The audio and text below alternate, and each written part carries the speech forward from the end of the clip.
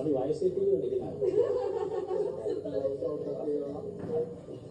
හරි ඉතින් ඔන්න ඔය විදිහට අද දවසේ බොහොම ලස්සනට ගත කරන්න අපි බලාපොරොත්තු වෙනවා. බලමු ඉස්සරහට මොනවද වෙන්නේ කියලා. විශේෂාංග රාශියක් ප්ලාස්ටික් කරලා තියෙනවා. මෙතන තුන් දොස් ඇරලා. ඒ සම්බෝධ යන මොකක්දලා ඉන්න ප්‍රේතෝ කුම්භාණ්ඩය ඔක්කොම. මෙතන කවුරුත් අතුරු දාන්න ඉන්නේ නැහැ.